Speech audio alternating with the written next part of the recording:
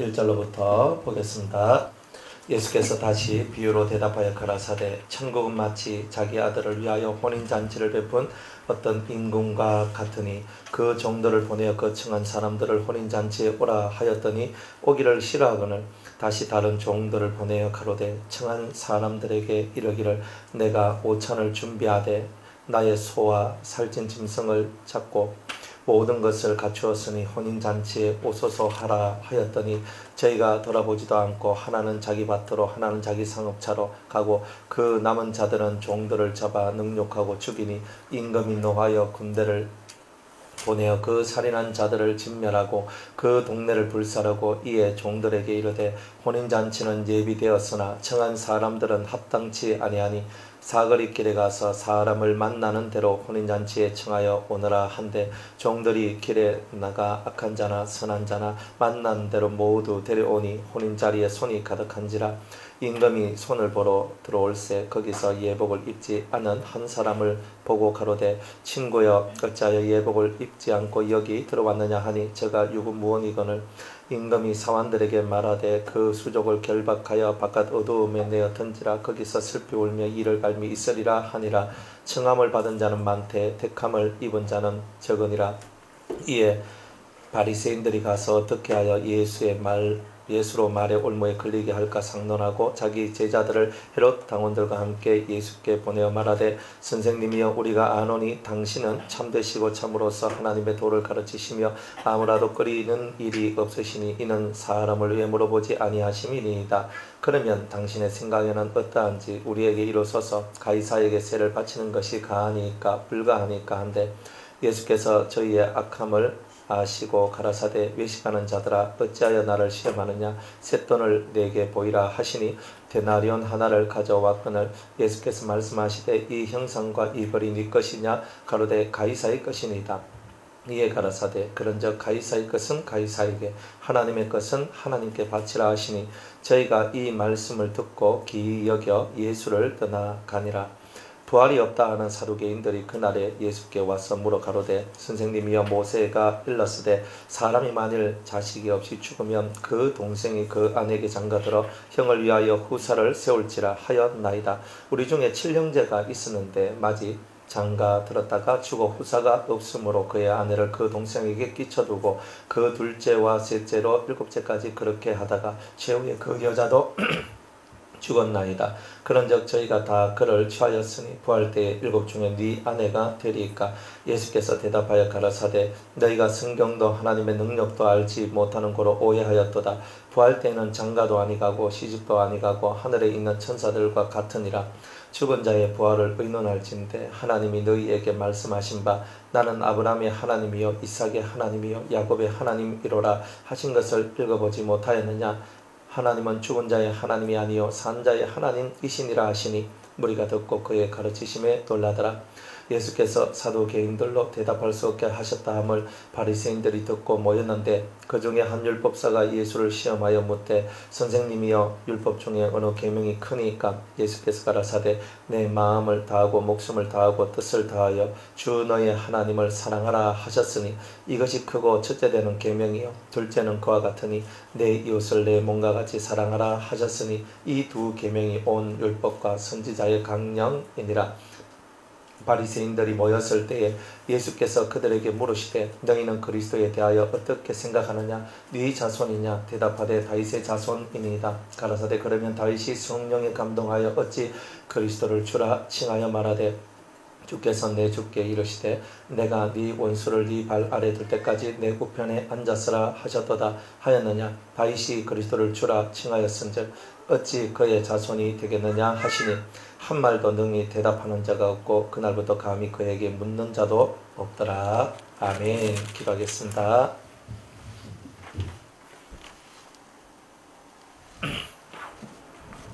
하나님 아버지 감사합니다. 오늘도 우리 마태복음 22장의 말씀에 떡을 떼고자 오니 성령께서 함께 하시고 오늘도 우리가 이 땅에서 분리되는 법을 깨닫게 하시며 하나님 앞에 설 수 있고 정말 예수 그리스도의 길을 걸어갈 수 있는 우리 모두가 될 수 있도록 은총 베풀어 주시옵소서. 깨닫는 영을 다하여 주시기를 원하오며 예수님의 이름으로 기도드리옵나이다. 아멘.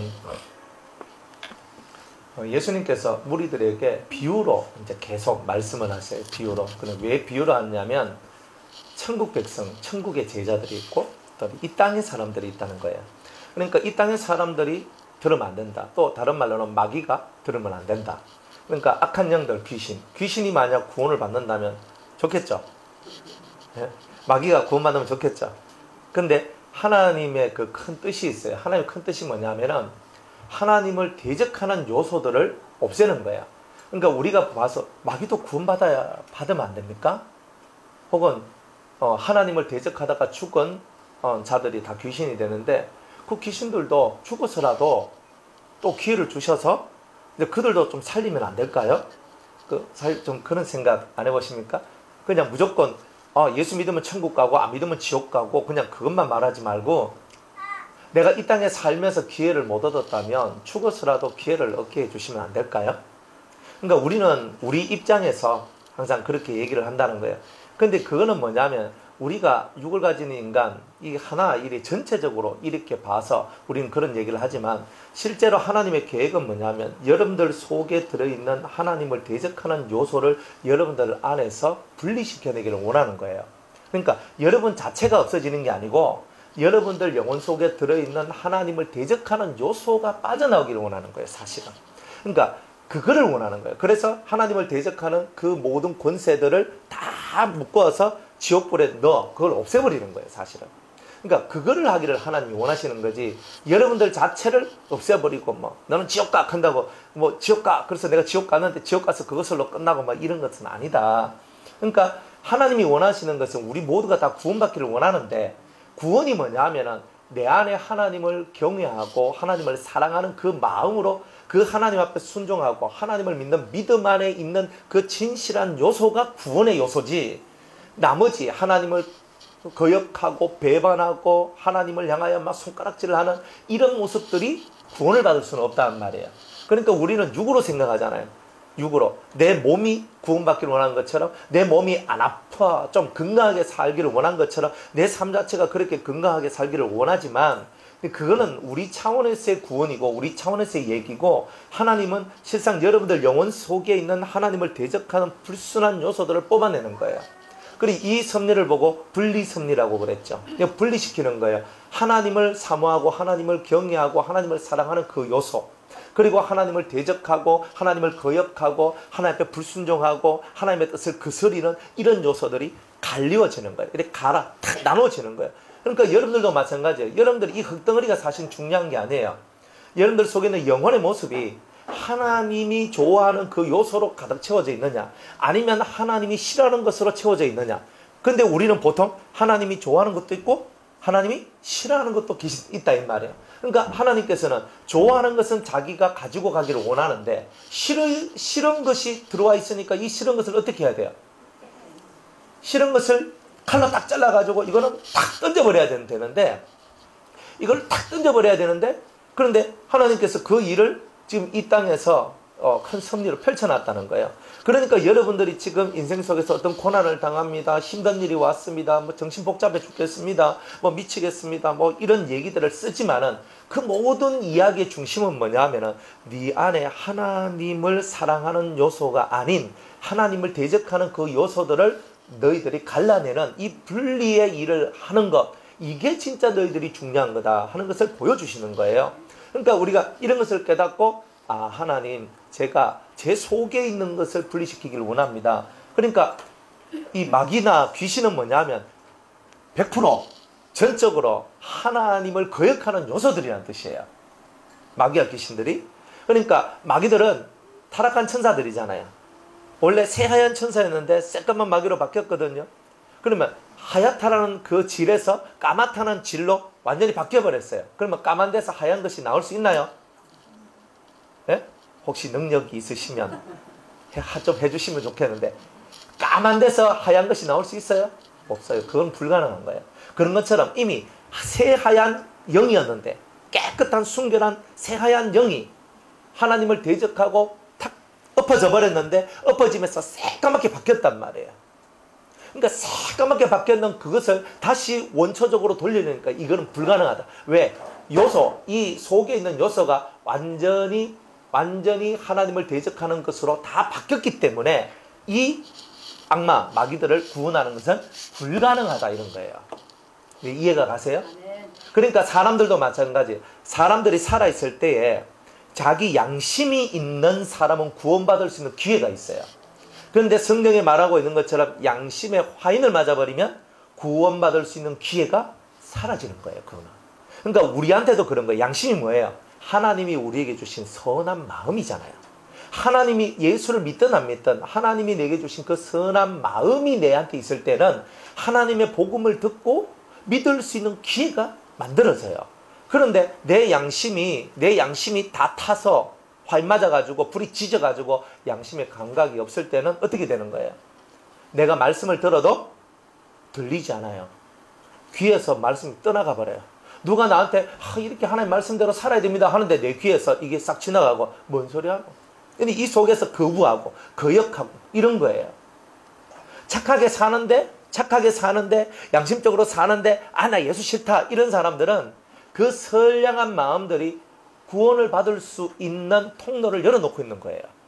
선량한 마음들이. 이 사람들 속에 아무리 악해도 양심이 있거든요. 근데 이 양심이 사라지면 안 되는 거예요. 그러니까 마귀는 항상 여러분의 양심을 없애는 일을 해요. 양심을 없애가지고 하나님 앞에서 그 구원의 통로가 열리지 않도록 하는 거예요. 내가 하나님을 믿습니다. 예수님 믿습니다 하는 그 속에서도 양심이 역사하니까 그게 이루어지는 거예요. 근데 양심이 역사하지 않으면 어떻게 돼요? 문제가 심각한 거예요. 내가 도둑질을 했어요. 내가 이거 도둑질해서 집에 갖고 와서 하고 있는 거예요. 내가 도둑질 할 수 있어.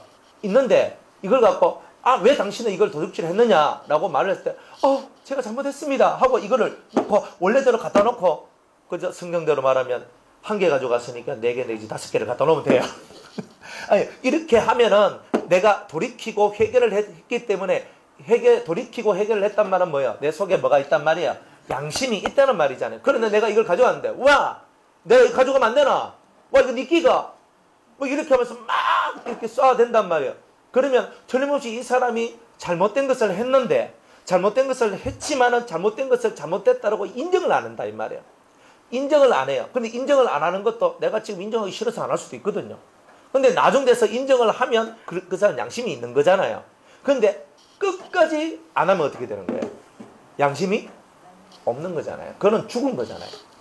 그러니까 여러분들이 양심이 살아있다는 말은 구원받을 수 있는 기본적인 문이 열려져 있는 거예요. 그럼 믿고 안 믿고를 떠나서 믿는 사람은 당연히 양심이 있어야 되고 안 믿는 사람도 당연히 양심이 있어야 돼요. 그것이 가장 기본적인 거예요. 그래서 성령이 우리 속에 들어오시면 1번으로 밝혀주는 게 양심이에요. 양심을 밝혀줘요. 그러니까 이 선량한 마음, 하나님이 우리에게 주신 이 선량한 마음이 우리의 삶을 주관하고 다스려야 돼요. 그러니까 이렇게 나아가는 사람 중에 대표적으로 구원받은 사람이 누구냐면 누구? 고넬료예요. 고넬료는 예수님을 믿는 사람이 아니었어요. 그냥 하나님을 경외하고 저 신 참 유대인이 신 참 좋다. 나는 로마 사람이지만 참 좋다. 가난한 자, 고아, 과부를 돌봐주고 많은 사람의 어려움을 그죠? 위해주고 막 살았어요. 양심적이잖아요. 대단히 양심이 좋은 사람이고 그러면서 하나님을 바라보는 거예요. 저 신이 있는데 유대인이 신이 있는데 내가 이렇게 사는 것이 그 신을 믿는 나로서의 합당한 일이 아닌가. 그렇게 하면서 그런 삶을 사는 거예요. 대단히 선량한 사람이고 대단히 양심적이에요. 그런데 하나님께서 그걸 보시고 주님이 그걸 봤어요. 예수님이 그걸 보고 그 사람한테 누굴 보내요? 베드로를 보냅니다. 그래서 그 집안에 예수 그리스도의 복음이 전파되어지고 성령을 받도록 만들어져요. 그러니까 기본 틀이 중요한 거예요. 기본 틀. 기본이 못해 빠지면 기본이 악하단 말이에요. 기본이 악하면 복음이 들어가도 그 악이 복음을 이겨버리는 경우가 사실은 많이 있다 이 말이에요. 그러니까 여러분의 기본을 선하게 선량하게 만들어가는 것은 복음을 받은 자로서 당연한 거지만 한 인간으로서도 대단히 그건 중요한 내용이라는 거예요. 어쨌든 간에 우리가 복음을 받고 우리가 구원을 얻고 살아가지만 이 마귀한테 마귀가 아무리 들어도 마귀가 도저히 알아먹을 수 없는 비밀의 언어로 얘기했다는 거예요. 왜? 그 비밀의 언어는 비유고 상징들이거든. 그러니까 그 비밀의 언어로 얘기할 때에 이들이 듣고 다시 돌이킬 수 없도록. 왜? 선하지 못한 요소인데, 다른 말로 너는 들어도 사실은 깨달을 수도 없겠지만 너는 들을 필요도 없다라고 아예 그 악한 요소들한테는 하나님이 차단해 놨는 거예요. 또 다른 말로는 그들에게 복음을 전한다 하고 그들이 복음을 듣는다 할지라도 그놈들이 받아들이지도 않는다는 뜻이기도 해요. 그런데 이런 경우가 있을 수 있어요. 우리가 예수의 피가 우리를 구원한다는 내용을 마귀가 알까요? 모를까요? 알까요? 모를까요? 예수님이 우리의 죄를 위해 십자가에 못 박혀 죽었고 그 흘리신 보배로운 피가 이 무사람들, 그 피를 믿는 사람들이 구원을 받는다는 것을 마귀가 알까요? 모를까요? 그러니까 아는 게 중요한 거야. 알지만 마귀가 그걸 믿어야 안 믿어요? 안 믿을 뿐만이 아니라 믿으려고 하는 자들 어떻게 해요? 왜? 못 믿게 하죠. 회방하죠. 그러니까 그들은요, 몰라서 안 하는 게 아니에요. 알지만 자기들이 아는 거예요. 우리는 하나님 앞에서 끝났다는 것을 아는 거예요.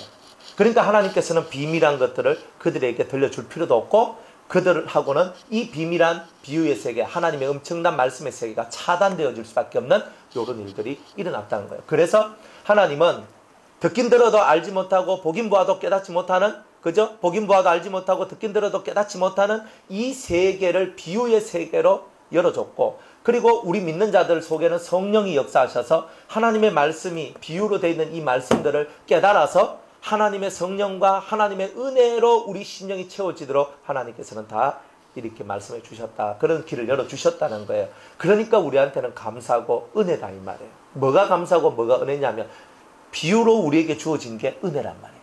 비유로. 그리고 비유를 여러분이 깨닫고 이것을 해석을 해내는 능력이 생겨났을 때 여러분의 수준은 높은 사람이 되는 거예요. 그러니까 하나님은 몇 가지 의도를 갖고 있는 거예요. 여러분들의 영적인 수준을 높이도록. 그래서 지혜와 총명과 명철과 모략과 같은 이런 능력들이 여러분의 심령 속에 가득 채워지기를 하나님께서는 원하신다는 거예요. 그러니까 이런 부분들이 있기 때문에 비유로 여러분들한테 말씀하신다는 거예요. 여러분들 비유로 들을 때 처음에는 이게 무슨 말이고 이래 있다가 이제 말씀을 듣다 보니까 이게 되죠. 그러니까 이것을 여러분들한테는 하나님이 인정했고 여러분들한테는 하나님이 그 길을 열어줬지만 이 악마, 마귀의 세계에는 이 세계가 절대 열리지 못하도록 하나님이 차단시켜놨다는 거예요. 그런데 이 세계가 우리한테 열렸으니 얼마나 감사하냐는 거예요. 그래서 이 22장에 다시 비유로 대답하여 가라사대 또다시 주님은 비유로 얘기를 하는 거예요. 자, 알아먹으래 하고 이제 이렇게 얘기를 하는 거예요. 알아먹으라고. 천국은 비유로 말하는데 항상 주님은요, 천국을 빗대어서 얘기를 해요. 천국을 빗대어서 천국은 마치 자기 아들을 위하여 혼인잔치를 베푼 어떤 임금과 같으니, 자, 그 천국을 뭐라고 설명하냐면 자기 아들을 위하여 혼인잔치를 베푼 그 아비의 마음과 같다. 이렇게 얘기를 하는 거예요. 아비의 마음과 같다. 그러니까 이 말은 뭐냐면 천국에 있는 어떤 하나님의 스토리, 그 계획, 프로젝트죠. 그죠? 프로젝트를 지금 우리한테 예수님이 천국을 빗대어서 설명을 해주고 있는 거예요. 하나님의 프로젝트가 있는데, 하늘 아버지의 프로젝트가 있는데 자기 아들을 위하여 혼인잔치를 준비하더라. 이게 하늘로부터 계획된 프로젝트라는 것을 우리에게 설명해 주고 있는 거예요. 천국 이야기라는 거예요. 땅의 얘기가 아니고. 그러니까 우리는 이 땅에 있지만은 지금 혼인잔치란 이 말의 얘기는 어디서 준비된 얘기다? 하늘에서, 천국에서 하나님 아버지의 머릿속에서 준비되어진 프로젝트가 혼인잔치란 프로젝트다 이 말이에요. 누구를 위하여? 누구를 위하여? 아들을 위하여. 누구를 위하여? 아들을 위하여. 그러니까 성경에 이제 여러분 아들이라는 단어만 보면 별 5개를 치고 형광펜과 쫙 끊고 아들이란 말이 나온 그 내용을 여러분들이 다 성접해야 돼요. 진짜 아들에 대해서. 그러니까 아들이라는 이 말이 얼마나 위대한 말인지를 우리가 깨달아야 된단 말이에요. 아들이란 말을. 그러면 성경은 아들이란 말을 예수님께서도 종종 쓰셨거든요. 그리고 마태복음 5장에 봐도 아들이란 말이 나와요. 한번 찾아볼게요. 많이 있지만 다 찾을 수는 없고 몇 가지만 한번 찾아볼게요.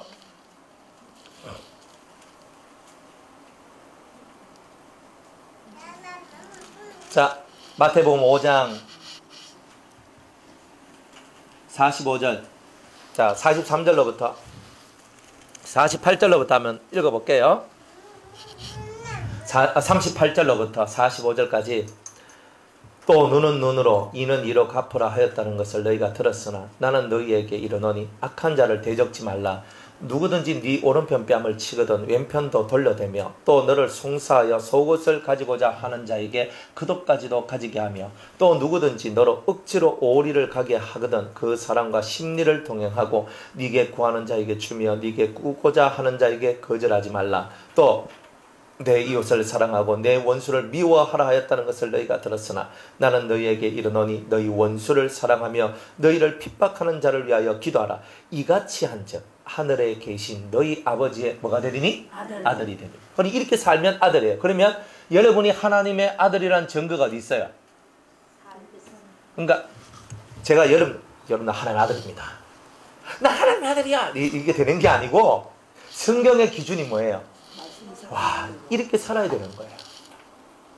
진짜 이렇게 살아야 되는 거예요. 여러분들 사실 우리가 이렇게 산다는 거는요 뼈를 깎는 거잖아요. 내 뼈를 깎는 거예요. 뼈를 깎는 거. 우리 제가 아는 집사님 권사님들이 무릎 수명이 다 되셔가지고 인공관절을 했어요. 그래가지고 인공관절하는데 두 쪽을 다 했네. 하는데 일단은 한쪽부터 먼저 한대. 그러니까 두 쪽 하는데 뭐 700만 원인지 800만 원인지 들어가지고 인공관절 넣는데 이 관절 수술을 해요. 수술을 해가지고 인공관절을 탁 넣었어요. 넣어가지고 이제 재활을 하거든요. 재활을 하는데 한날 신방을 가서 예배를 드리고 신방을 가는데 목사님 내 죽었다 살았습니다. 그럼 와요. 그러니까 이거를 다리를 확 꺾는데 이렇게. 그러니까 막 확 한번 꺾어줘야 된대. 그래야지 이게 폈다 이게 된대. 탁 그런데 그냥 그럼 소리가 나면서 막 얼마나 아픈지 몰랐대요. 그래서 뭐 그렇습니까? 이 관절을 꺾어가지고 있잖아요. 이 뼈를 꺾어대는데 출동 이게 막 너무 아파가지고 눈물이 흐르더라. 눈물이 나더라. 내가 살면서 이렇게 아프고 처음 봤다고. 그러니까 뼈를 깎는다는 말이 꼭 이와 같은 거예요. 막 내가 정신을 못 차릴 만큼 아픈 그 뼈를 깎고 때로는 뼈를 꺾는 듯한 그런 가슴의 아픔을 지니지 않으면 절대로 오른편 뺨을 맞고 왼편을 못 돌려댑니다. 오리를 가자는데 심리 못 갑니다. 원수를 사랑 못 합니다. 나를 핍박하는 자를 위해 기도 못 합니다. 그러니까 주님이 우리한테 이렇게 말씀하시는 거예요. 주님이 이렇게. 또 마태복음 5장 우리 8절에 보면은 9절에 화평케 하는 자는 복이 있나니 저희가 하나님의 아들이라 일컬음을 받을 것이다. 화평케 하는 자. 우리 맨날 싸움 뒤리 붙여놓고 사는데 여 가서 이 말하고 저 가서 저 말하고 그래서 이간질하고 그리고 막 이 사람한테 가서는 막 이게 안 좋더래 저 사람한테 저기 안 좋더래 하고 맨날 이카면서 살면서 그랬단 말이고 하면서 이제 승질나게 만들고 막 그렇게 하면서 나도 모르는 사이에 내 속에 화평도 없을 뿐만 아니라 다른 사람 속에 화평도 제하여버리는 그런 자가 되어 있는 근데 우리 실정인 거예요. 그리고 우리 입이 살리는 영의 역사나 또 화평케 하는 영의 역사를 만들어내는 것이 사실은 드물다 이 말이에요. 그 드문 거예요. 많은 말을 하면은 말에서 실수가 반드시 나오거든요. 그러니까 화평케 하는 사람은요 자기의 유익을 생각할 수가 없어요. 내가 지금 이 사람 둘이가 지금 싸웠는데 막 치고받고 싸워가지고 눈이 막 여는 눈이 하나가 이만큼 나오고 눈 하나 코가 삐뚤어져 있고 지금 이래 돼 있거든요. 둘이를 어떻게 화평케 해요? 안 그래요? 지금 둘이가 지금 이렇게 돼 있는데 할 수가 없는 얘기잖아요. 인간적으로는요 보면은 내 다시는 니 한번 딱 하고 딱 등 돌리고 막 그죠? 완전히 이렇게 될 건데 그런데 이 화평케 하는 자들은요 자기를 깎고 자기를 버리는 뿐만이 아니라 하나님 앞에 그 진실한 기도를 통해서 하늘의 지혜와 총명과 명체를 받아요. 그래가지고 어떻게 해야 이 사람 속에 상한 마음을 돌이킬 수 있을까? 어떻게 하면 이 사람의 속에 있는 이 상한 마음을 돌이킬 수 있을까? 하나님 도와주시옵소서. 주님이 저 영혼을 만져주셔야 됩니다. 기도하다 보니까 하나님이 지혜도 주고 총명도 주고 명철도 줘가지고 그래 이분한테 가서는 저런 말을 싹 하고 저분한테 가면 저런 말을 싹 해요. 말이 중요한 게 아니라 화평케 만드는 영이 있어요. 그 영이 착 들어오니까 그 영이 탁 들어오니까 말만 하면 이 사람의 영이 불편하고 괴롭고 힘든 그 영이 화평의 영으로 싹 바뀌어버려요. 아멘. 안 그래요? 그러니까 여러분들이 무슨 말 하면 상대가 막 짜증이 나가 팍 짜증나잖아요. 내 속에는 짜증의 영이 들어있구나. 짜증의 영이 들어있구나. 아니 내가 무슨 말을 딱 하는데 이 사람이 막 팍팍팍 웃으면서 좋아. 내 속에 화평의 영이 있구나. 근데 나는 별말 안 했는데 그렇다 이 말이야. 여러분이 무슨 말을 해야 될까 하면서 머리 콩콩이 생각해가 말했는데 이 사람 팍 화나고 이러잖아요. 그러니까 얼마나 속이 상해요. 나는 진짜 내 따라 생각 많이 해가지고 말 한마디 내가 해주겠다고 해줬는데 말은 내가 정말 이렇게 말하면 저 사람이 변화되고 저 사람이 잘 될 것 같고 저 사람이 화평할 것 같아서 내가 말을 했는데 화평이 돼야 안 돼요? 안 되는 거예요. 왜? 내 속에 화평을 만들어내는 성령의 역사가 없기 때문에 그런 거예요. 그러니까 우리는 말로서 사람의 마음을 케어해 주겠다는 아니란 생각을 버려야 된다 이 말이에요. 그래서 사람은 은혜로 마음을 굳게 하는 것이 옳다 그래요. 그러니까 여러분이 말로 위로 첫날 만나려봐야 또 조금 있으면 또 삐져요. 내가 집사님 이래 하면 안 되나 그러니까 맞다 켜놔놓고 돌아가면은 뒤통수 팍 때립니다. 내가 언제 또 이렇게 나오거든. 그러면 내가 또 실망하거든요. 그러니까 화평케 하는 영을 받아야 되는 거라. 이 영의 역사가 들어와야 돼요. 하나님의 성령이 들어오면 그리스도의 영이 우리 속에 들어오면 원수된 자가 화목해 되도록 만들어내는 힘이 들어온다는 거예요. 그래서 이런 힘이 들어온 자를 보고 하나님의 아들이라 하는 거잖아요. 그러니까 여러분들 말하면 다른 사람 짜증낸다. 그러면 내가 잘못 아니면 그 사람 잘못이거든요. 나는 말 잘하는데 저 사람 막 짜증내고 하니까 저 사람 뭐 좀 흑암받는 것 같다. 이렇게 말하지 마세요. 흑암받은 사람도 화평의 영을 받은 사람의 말을 들으면 속이 편안해집니다. 이렇게 얘기해요. 그러니까 우리가 기도할 때 아 그렇구나. 그런데 이런 작용, 이런 모습을 가지고 있는 이런 사람을 보고 우리는 누구라 하느냐면 하나님의 아들이라고 합니다. 또 우리 로마서 한 장만 해볼게요.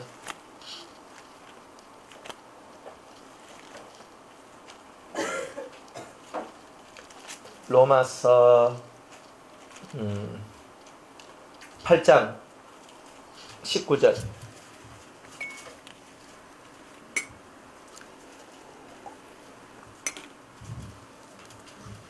로마서 8장 19절. 피조물에 고대하는 바는 하나님의 아들들에 나타나는 것이니 피조물이 허무한데 굴복하는 것은 자기 뜻이 아니요 오직 굴복해 하시는 이로 말미암음이라.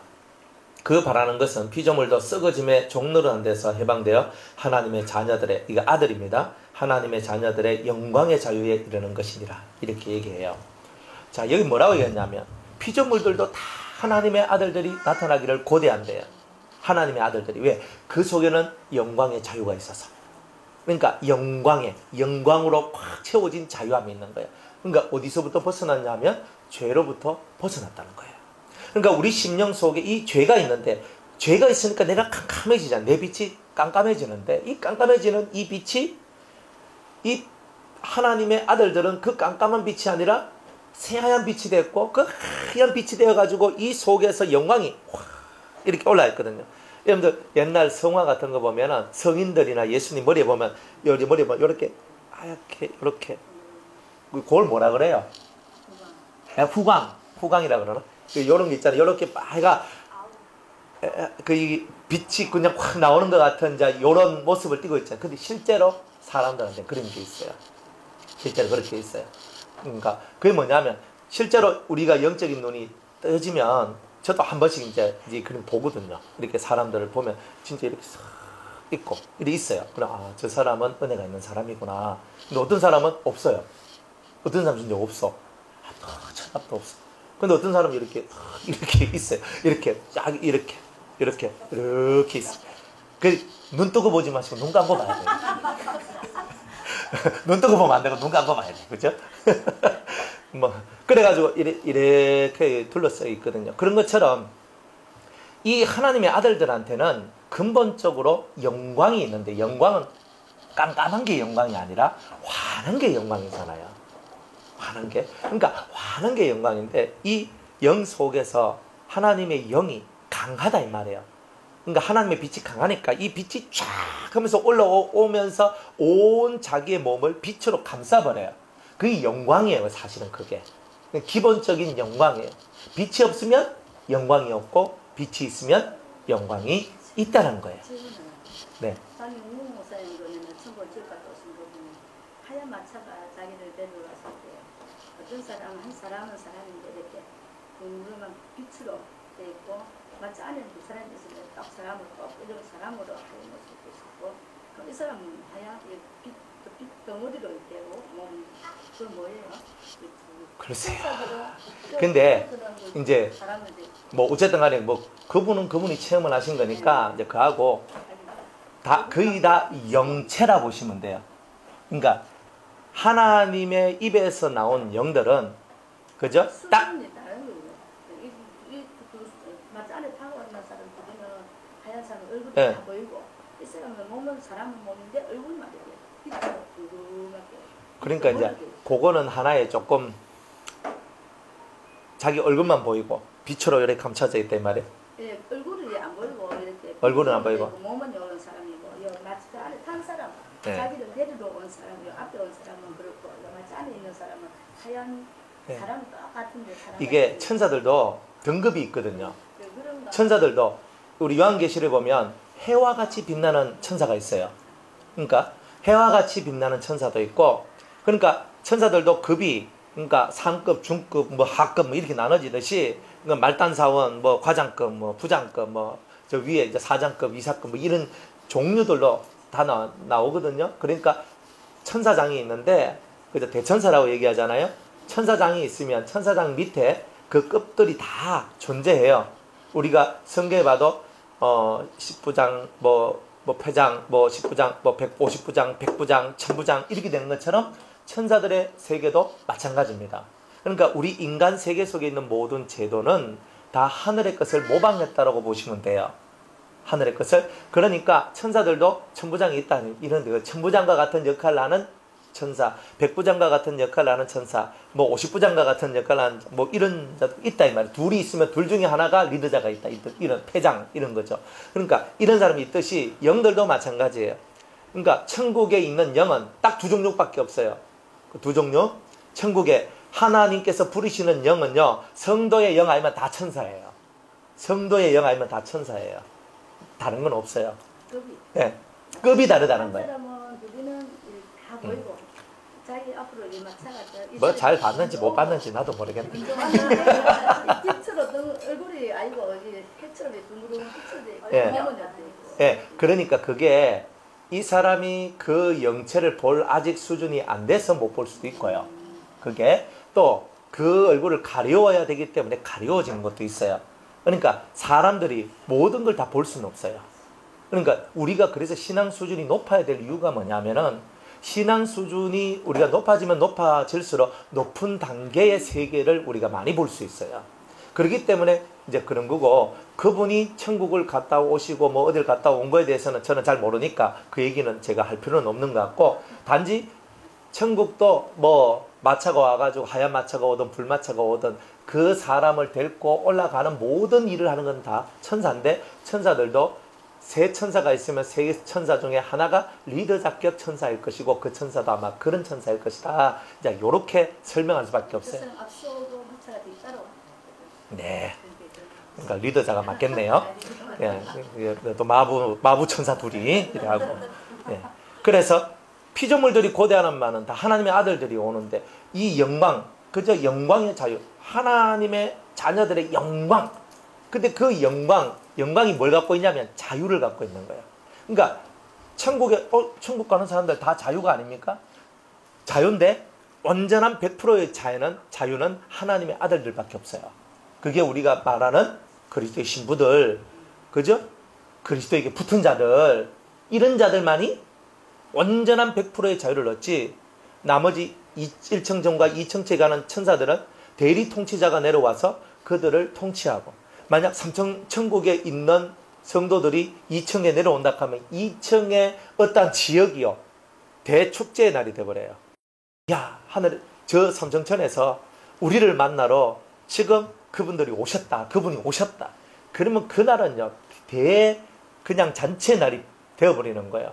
그러니까 그 정도로 이게 급이 다른 거예요. 그러니까 여기서 말하는 하나님의 자녀, 하나님의 아들들의 영광의 자유란 말은 자녀라고 썼지만 위에 것을 봤을 때는 아들에 속하는 거예요. 하나님의 아들들의 영광이 있는데 그 영광이 뭘 가지고 있냐면 자유를 갖고 있는데 그 자유는 무한한 자유라 이 말이에요.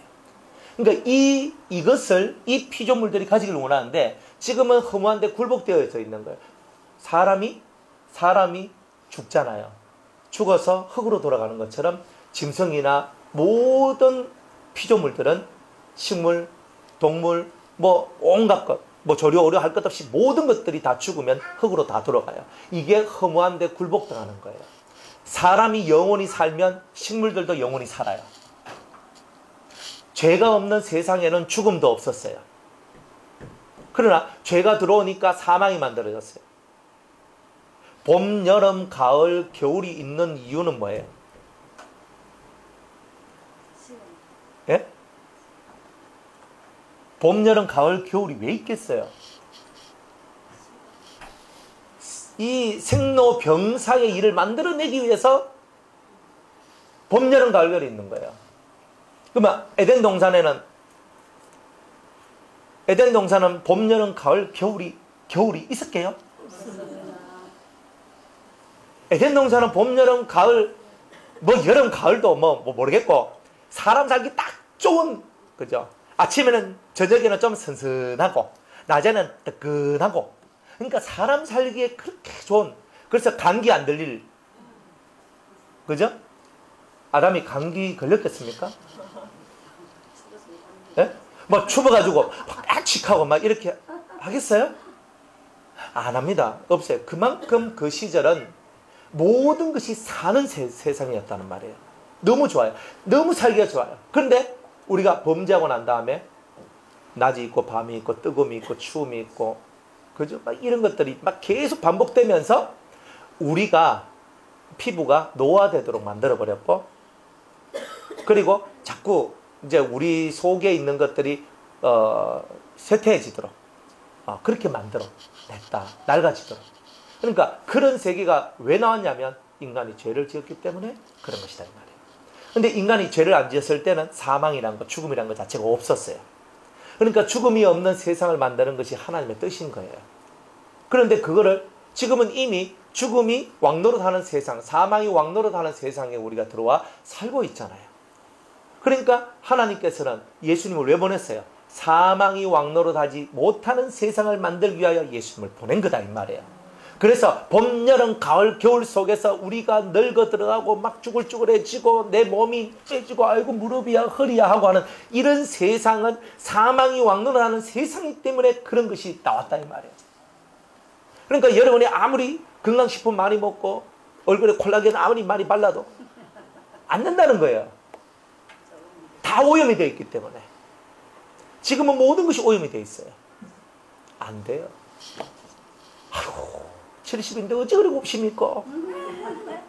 70인데. 그러면 80대도 그런 줄 아십니까? 뭐 80만 되면 볼장 다 봤어요.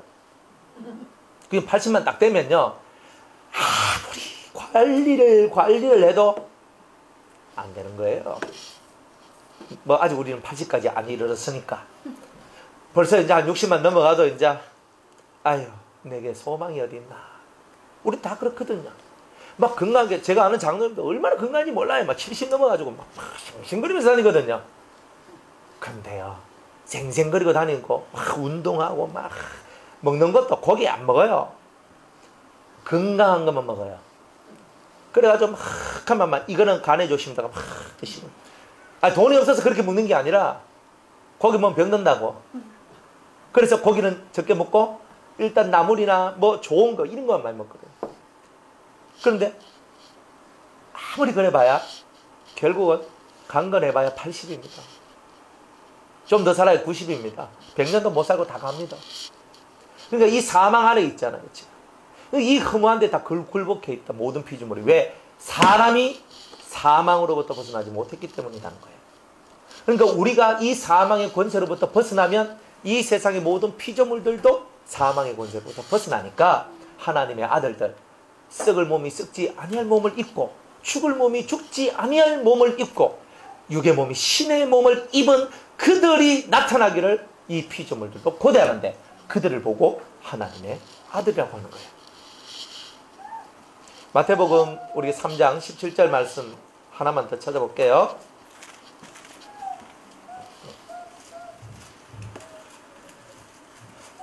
마태복음 3장 17절에 하늘로서 소리가 있어 말씀하시되 이는 내 사랑하는 아들이요 내 기뻐하는 자라 하시니라. 예수님을 향하여서 하나님께서 뭐라고 말씀하시냐면 이는 내 사랑하는 아들이요.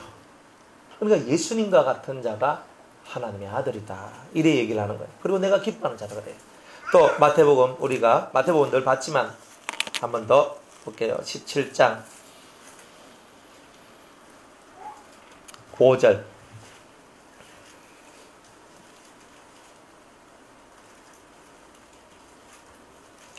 마태복음 17장 5절에 말할 때에 호련히 빛난 구름이 저희를 덮으며 구름 속에서 소리가 나서 가로되 이는 내 사랑하는 아들이요 내 기뻐하는 자니 너희는 저의 말을 들으라.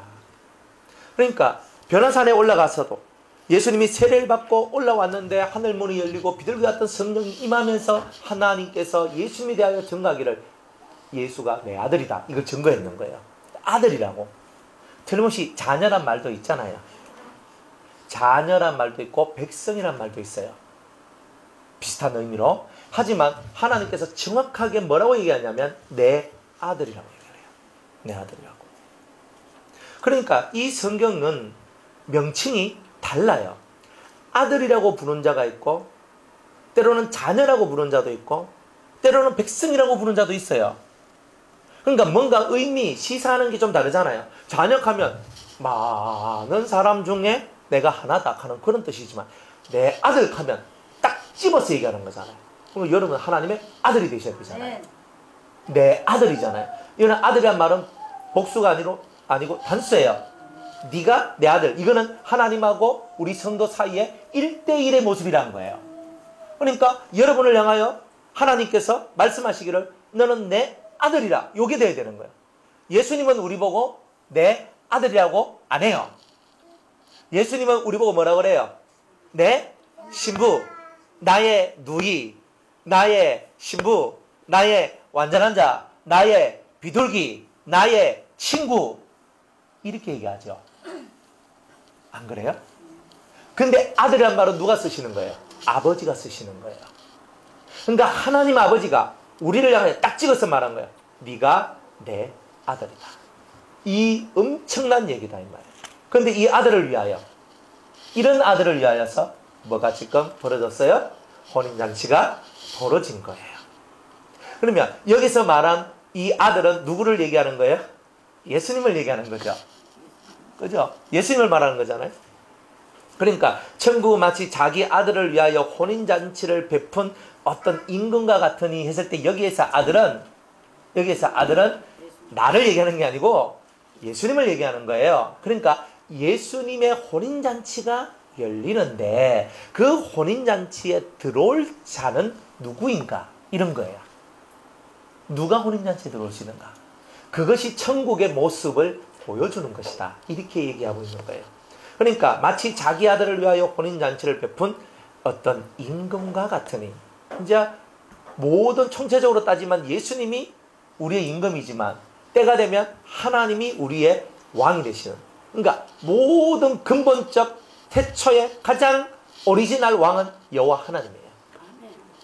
하나님을 대리해서 예수님께서 이 땅에 오셔서 천년왕국 동안에 만왕의 왕이요 만주의 주가 되셔요. 그렇지만 우리 고린도전서 15장 말씀을 보면은 때가 되면 다 예수님이 자기가 만들어 놓은 그 모든 열매를 갖고 하나님 앞에 복종하게 되는 날이 온다고 그랬죠? 예, 한번 찾아볼게요. 알지만 한 번 더 찾아봐요. 고린도전서 15장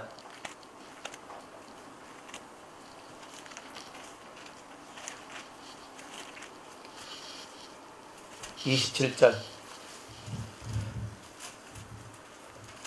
성경은 순서가 정확해요. 여러분들도 순서가 정확해야 돼요. 하나님 앞에서는 27절 28절입니다. 만물을 저의 발 아래 두셨다 하셨으니 만물을 아래 둔다 말씀하실 때에 만물을 저의 아래 두신 이가 그 중에 들지 아니하는 것이 분명하도다. 만물을 저의 아래 계신데 저는 예수님이고 만물을 저의 아래 두신 이는 여호와 하나님이십니다. 여호와 하나님께서 예수님을 만물 위에 올려놓으셨다는 뜻이에요. 만물을 저에게 복종하게 하신 때에는 아들 자신도 그때 만물을 자기에게 복종케 하신 이에게 복종케 되리니 이렇게 얘기해요. 이는 하나님이 만유의 주로서 만유 안에 계시려 하심이라. 천년왕국 때까지는 예수님의 발 앞에 모든 만물이 다 엎드러지고 무릎을 꿇게 돼 있어요. 그래서 모든 그저 하늘에 있는 것이나 땅에 있는 것이나 땅 아래 있는 것이나 물속에 있는 모든 것들이 예수의 이름 앞에 무릎을 꿇게 되는 것은 천년왕국 때까지예요. 그리고 천년왕국 끝에 이제 우리가 백보자 심판이 일어나죠. 천년왕국이 끝나면서 백보자 심판이 일어나면 백보자 심판 때의 재판장은 예수님, 14만 4천 명의 예수 그리스도의 신부들, 그죠? 그들은 배심원이 딱 되어가지고 모든 인류에 태어났던 양과 염소들을 다 불러 모으는 거예요. 양과 염소하니까 또, 그죠? 양은 예수 믿는 사람, 염소는 안 믿는 사람. 맞죠? 그러니까 딱 구별해요. 양은 오른편에, 염소는 왼편에 둔단 말이에요. 이제 나중에 나오겠지만, 딱 두면서 이 모든 인류에 태어났던 정말 우리는 상상도 못할 수많은 사람들이 거기에 서게 되는 거예요. 나래비를 일렬로. 이야! 선 거예요. 그러면은 한 명 한 명씩 백보자 심판 때는 시간이 있을까요? 없을까요? 예? 거기는 영계거든요. 영계에서 심판을 하기 때문에 거기에 그냥 어마어마한 보좌가 있잖아요. 재판장이 탁 마련되어 있는데 예수님의 보좌 14만 4천 명의 보좌 쫙 이렇게 있어요. 거기에 어마어마한 이 세상에 태어났던 모든 사람들이 다 살아나요. 영혼 육을 가진 그 모습으로 그대로 다 살아나. 그게 둘째 부활이거든요. 딱 서가지고 재판장 앞에 딱 서요. 생명책, 행위책, 기념책, 뭐 기본적으로 요 세 책은 딱 놔두고요. 또 나머지 몇 가지 책이 또 있지만은 딱 놔둬요. 딱 놔두고 일단 생명책에서 다음 홍길동 너는 없네. 너는 악의 심판이다. 행위책 쫙 보이거든요. 너는 이런 행동을 했고 너는 이런 행동 이래 말 안 해요. 행위책 딱 하는 순간에 자기가 그 앞에서 자기의 모든 죄를 짓고 하는 거예요. 회개치 않고 살아왔던 모든 인생의 죄를 내가 이런 죄를 짓고 이런 죄를 짓고 이런 죄를 짓고 그때는 생각이 안 납니다. 이런 말을 못 합니다. 생각이 안 날 수가 없어요. 다 나요. 왜? 그때는 영이기 때문에 지금은 육이 있어서 우둔함이 들어있지만요. 그때는 영이기 때문에 우둔함이 나올 수가 없어요. 물론 육체를 입었다 했지만 영이 탁 깨어있는 그때이기 때문에 자기의 모든 지었던 죄가 다 생각이 나요. 네. 재판 때문에. 그러면 지금은 죽어가지고 보통 사람들 지옥에 갔다 일하는데 그 사람들은 지옥 가서 지금 형벌 받고 있는데 또 다시 와서 그러니까 지옥에 안 갔어요. 그러니까. 그 나중에 이제 제가 이제 요거 마치고 난 다음에 은혜 시대에서 이긴 자들 그거 할 거거든요. 그때 연계로 나오니까 그때 들으세요. 지금 또 그림 그리가지고 또 하려면 바쁘니까. 그러니까 사람들은 어떻게 하느냐면 천국 가고 지옥 다 갔으면 백보자 심판이 열릴 필요가 없어요. 왜냐하면 이미 내가 죽어서 막바로 천국 가고 죽어서 막바로 지옥 갔기 때문에 이미 심판은 다 이루어졌다는 거예요. 이미 다 심판은 이루어졌는데 요한계시록에 보면 크고 흰 보좌가 나와서 거기서 심판이 이루어진다고 얘기하는데 틀림없이 그리스도의 심판대가 만들어진다고 그랬는데 그러면 그거는 거짓말이잖아요. 그러면 내가 죽을 때마다 그리스도의 심판대가 탁 열려가지고 그죠? 그러니까 우리 사모님 돌아가시면 심판대가 탁 열리고 우리 권사님 돌아가시면 탁 열리고 그죠? 목사님 돌아가시면 탁 열리고 이게 재판장이 그러면 지금 이 지구 땅에 오늘도 수많은 사람이 죽고 살고 있는데 태어나고 있는데 오늘도 계속 주님은 재판 열기가 바쁜 거예요. 근데 이건 말이 안 되는 거라 이거는. 그러니까 말이 안 되는 거야. 왜? 때가 되면 주님께서 다 모아가지고 심판한다라고 다 기록이 되어 있는데 그거를 이제 우리가 제대로 깨달으면 사람이 죽으면 막바로 지옥 가고 막바로 천국 가는 것이 아니라 중간적인 단계들이 있다 하는 것을 알게 되는 거예요. 그래서 지금은 지옥 간 사람은 거의 없고, 지옥 간 사람도 있어요. 생지옥이 막바로 들어간 사람들도 있는데, 그런 사람은 아주 극소수고, 나머지는 다 이제 우리가 중간 연계라는 그 얘기를 여러분들이 이제 들어서 아니까, 중간 연계 중에서 하부 중간 연계가 있고 상부 중간 연계가 있어요. 그죠? 중간 연계도 지금 우리가 살고 있는 이 차원을 보고는 1차원이라 하고, 내가 죽어서 가는 그 연계를 보고는 2차원이라 얘기해요. 그래서 상부, 그죠? 2차원, 상부, 중간 연계. 그러니까 밑에는 2차원, 하부, 중간 연계. 이렇게 여러분이 차원이 나눠진다. 차원이 나눠진다는 말은 내 차원에서는 그 차원을 못 본다는 뜻이에요. 높은 차원은 낮은 차원을 보고 들을 수 있지만, 낮은 차원은 높은 차원의 것을 볼 수도 없고 들을 수도 없어요. 그러니까 죽은 자는 우리를 보지만 우리는 죽은 자를 못 보잖아요. 그러니까 우리가 수준이 그들보다 낮은 거예요. 영적인 수준이. 다른 수준이 낮는 게 아니라 보는 수준, 듣는 수준이 우리가 걔네들보다 낮다. 근데 우리도 죽으면 그 수준으로 가는 거죠. 그죠? 그렇지만 우리가 살아있을 때 내 눈이 열리면 맞짱 뜰 수가 있는 거예요. 수준이 같잖아요. 그러니까 눈이 열리면 그 보이지 않는 세계, 2차원의 세계가 열리는 거예요. 그런데 내가 2차원 중간 연계만 열리는 게 아니라 우리 믿는 자들은 그 다음에 3차원의 낙원도 볼 수 있거든요. 그 다음에 4차원의 천국도 볼 수 있어요. 그러면 내가 2차원에 있는 것보다 3차원이나 4차원까지 볼 수 있는 눈이 되면 내 수준이 훨씬 더 높은 거죠. 내가 3차원, 4차원의 차원이 높은 저 천국, 삼청천의 끝까지도 볼 수 있는 사람이라면 나머지 밑에 거는 볼 것도 없다 이 말이에요. 다 무릎이 부러지게 되는 역사가 나온다. 이런 뜻이에요. 뭐 하다가 정리됐냐. 하여튼 모든 자들이 다 하나님 앞에, 예수님께서 천년왕국 동안 이 인류 역사 6천년 동안, 7천년이죠. 그죠? 7천년 창조 빼고 사람의 역사 그 7천년 동안에 만들어졌던 모든 열매를 가지고 하나님 앞에 엎드려요. 특별히 예수님께서 만들어 놨던 자기에게 딱 붙은 자, 그 열매 14만 4천 명의 그리스도의 신부들을 제일 1번으로 세우고, 그 다음에 뒤에 순교자들이나 아주 진리를 전파하는 자들이나, 그리고 성령 받고 은혜 안에 들어온 자들이나, 아니면 그 뒤에는 부끄러운 구원을 받은 자들이나, 뭐 이런 자들을 다 데리고 와서 하나님 앞에 다, 하나님 당신이 제게 주신 사명을 가지고 이런 열매들을 맺었습니다. 하나님 받아주옵소서. 엎드려지는 거야. 그때 하나님이 만유의 주 만왕의 왕으로 탁 쓰시면서 잘했다 하면서 이제 모든 사람들에게 예수님은 예수님의 걸맞는 상, 그리고 모든 그 사람들한테 하나님께서 그들에게 맞는 상을 다 허락해 주시는 거예요. 그러니까 그게 대프레이드의 날이 오는 거예요. 우리가 이 땅에 살면서 만들어냈던 열매, 그죠? 그것들 다 하나님 앞에 선보이는 거죠. 그러니까 이런 날들이 때가 되면 온다. 그래서 지금은 예수님의 시대예요. 예수님의 시대. 예수님께서 모든 것을 알아서 하시는 때예요. 지금은. 그렇지만 천년왕국이 끝나고 백보자 심판이 마치고 백보자 심판 때까지만 예수님께서 왕노릇을 하시는 거예요. 그리고 백보자 심판이 끝나면 진정한 왕권을 누구한테 돌리냐면 여호와 하나님께 돌리게 되는 거예요. 근데 딱 이런 날들이 오게 되는 거예요.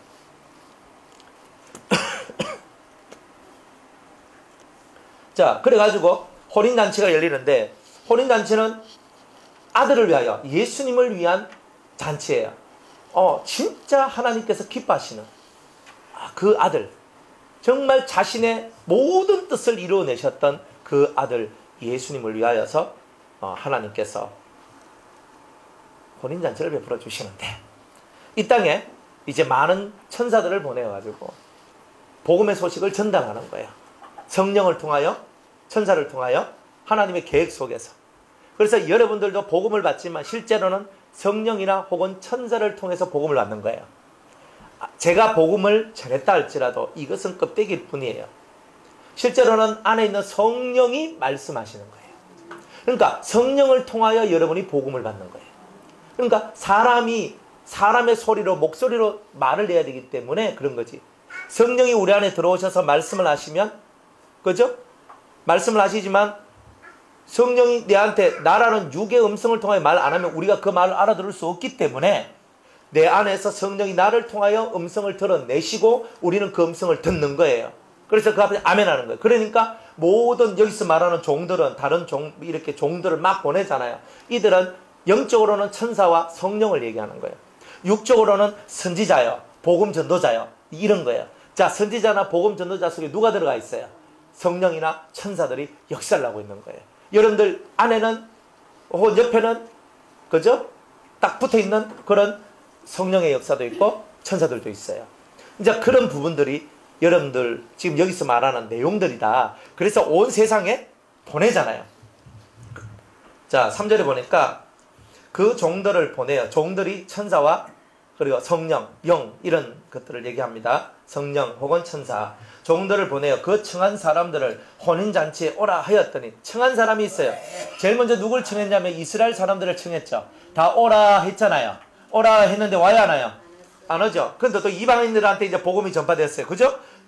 이방인들한테 오라 그래요. 이방인들한테 오라 하는데 이방인들도 와야 하나요? 예? 어떤 사람은 오고 어떤 사람은 안 오죠. 누구든지 간에 청함을 받은 사람은 많아요. 복음을 듣고 진리를 듣고 여러분들이 이렇게 이 말씀을 듣는 것도 그냥 듣는 것은 아니거든요. 하나님의 선택과 하나님의 청함의 역사가 있기 때문에 여러분이 이 자리에 와서 말씀을 듣는 거예요. 청함의 역사가. 그러니까 여러분 복음을 받았다. 하나님의 청함이 있다는 말이에요. 하나님 부르셨다. 청함이라는 게 뭐냐? 부르심이잖아요. 누구누구야 하면서 부르시는 거예요. 이게 청함이 있다는 말이에요. 자, 그런데 또다시 다른 종을 보냅니다. 가로되 청한 사람들에게 이르기를 내가 오찬을 준비하되 나의 소와 살찐 짐승을 잡고 모든 것을 갖추었다. 모든 혼인잔치 준비를 내가 다 했다는 거예요. 그래서 혼인잔치에 오소서 하라 했는데 이 사람들 보고 오소서 혼인잔치 오소서 하는 거예요. 그러면 이 사람들은 복음을 받은 사람이겠어요? 안 받은 사람이겠어요? 쉽게 말하면 받은 사람들이에요. 그러니까 하나님을 알죠. 임금을 아는 사람들이에요. 하나님을 아는 사람이에요. 쉽게 말하면 예수 믿는 사람들인데 예수 믿는 사람들 중에서 이 말씀을 듣고도 혼인잔치라는 이 이야기를 듣고도 이 말씀을 받아들이는 자가 있고 받아들이지 않는 자가 있다는 것을 얘기하는 거예요. 저희가 돌아보지 않고 하나는 자기 밭으로 가서 일하고 하나는 자기 상업차로 장사하러 가고 그 남은 자들은 종들을 잡아 능욕하고 죽이니 이런 일들이 벌어지는 거예요. 그러니까 아니 와서 임금의 아들이 혼인잔치에 참여하소서 하는데 왜 잡아 죽여요? 종들은. 예? 이게 뭐냐면 이게 마귀의 역사인 거예요. 우리가 복음을 받아들이고 내가 하나님의 은혜 안에 들어왔다 하지만 그런데 그 속에는 가라지와 같은 존재들도 있는 거예요. 많은 선지자들이 왔지만 그들을 죽이고 구덩이에 처박놓고 예수님은 십자가에 못 박아 죽이고 했죠. 다 그 얘기 아니에요. 이런 게. 또 많은 사람들을 복음을 전파하는 이런 일들을 했는데 이들을 잡아가지고 순교시키는 수많은 사람들이 있었죠. 그런데 중요한 것은요. 예수 믿는 사람이 예수 믿는 사람을 죽이죠. 이게 제일 슬픈 이야기가 그런 거예요. 예수 믿는 사람이 예수 믿는 사람을 잡아 죽여요. 근데 우리나라도 옛날에 일제시대 같은 때나 또 6.25 때나 이럴 때 보면은 일제시대 때 무슨 일이 벌어졌냐면 예수를 믿지 않고 그 자기들의 일왕에게 천황에게 절을 하고 그저 숭배를 하라고 얘기를 합니다. 그러니까 노예에서 그때 노예가 하나밖에 없었는데 그 총회지 하나를 말하면 우리 기독교 이 전체의 그 목사님들 모임 그때 목사님 몇 명도 없었고 그러니까 그 사람들이 모여가지고 가결을 해요. 땅. 그러니까 신사참배는 우상숭배가 아니다. 그러니까 일왕한테 천황한테 우리가 절을 하는 것도 그거는 하나의 예를 표하는 것이지 절대로 그거는 우상숭배가 아니다. 그런데 그게 어떤 목사님들은 뭐예요? 뭔 소리 하러? 그래가지고 이분들을 어떻게 만들었냐면 신사참배를 안 하는 목사님들을 이단으로 몰고 그들을 그 노예에서 제명을 시키고 이런 일들을 한다 이 말이에요. 그게 죽이는 거잖아요, 사실은. 그러니까 그런 일들을 해요. 실제로 죽이기도 하지만 그들이 비진리로 옳지 않는 것으로 옳은 것을 내모는 그 자체가 이미 죽이는 거와 똑같다 이 말이에요. 그래가지고 이제 고심판 목사님들은 우리는 신사참배 안 한 그런 조상의 줄기를 가지고 있어 하면서 하시잖아요. 자기가 했는 것도 아니고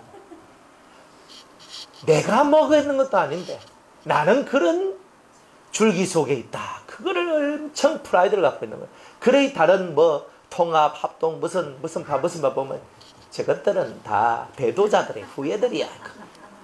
그러니까 자기네들이 한 것도 아니고 자기 조상이 그렇게 했는데, 그죠? 어차피 뭐 그게 다 그건데 그걸 갖고 또 그렇게 자랑하고 살아가요. 그게 우리가 얼마나 어리석으냐 이 말이죠. 어쨌든 남은 자들은 종들을 잡아 능욕하고 죽이는 자들도 있더라 이 말이에요. 그러니까 이런 종류의 사람들도 있더라. 임금이 놓아여 군대를 보내요. 그 살인한 자들을 진멸하고 그 동네를 불사르고 이에 종들에게 이르되, 혼인잔치는 예비되었으나 청한 사람들은 합당치 아니하니 먼저 하나님을 받아들였던 그들은 합당치 아니하니, 이런 뜻이죠. 그게 유대인들, 이스라엘 사람이기도 하고 먼저 또한 우리 이방인들 중에서도 먼저 복음을 받아들였던 사람들이지만 그들은 다 타락했다는 뜻이에요. 실제로 미국 같은 경우도, 영국도, 독일도 기독교가 들어갔지만 지금 기독교 같은 기독교가 말살되어 있잖아요. 그러니까 지금 역사적으로도 사실 이 말씀이 그대로 이루어져 있는 거예요.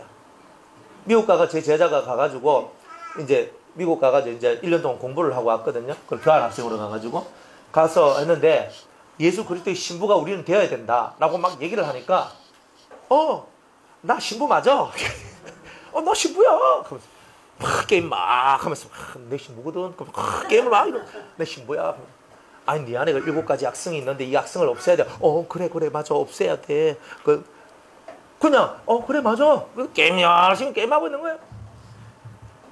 그래가지고 미국 갔는데, 미국 가서 이제 한국 왔어요. 그래서 친구를 사귀었거든요. 근데 그 친구가 또 이제 한국에 왔어요. 한국에 와가지고 우리 교회 좀 이래 한 명이 왔거든요. 네, 왔어요. 와가지고 이제 대구 구경도 시켜주고, 그래가 한 얼마 동안 이렇게 몇 주인가 이렇게 같이 있었거든요.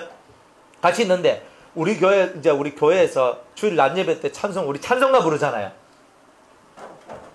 찬송 부르는데 이 친구 이렇게 보는 거예요. 찬송을 부르는 걸 보고, 저거는 올드 클래식 그 힘, 그러니까 오래된 전통적 그런 그 찬송가라고, 올드라고, 뉴가라가 아니라 신가라가 아니라는 거예요. 이런 걸 여기서 부르고 있냐고. 그 친구가 그렇게 얘기하는 거예요.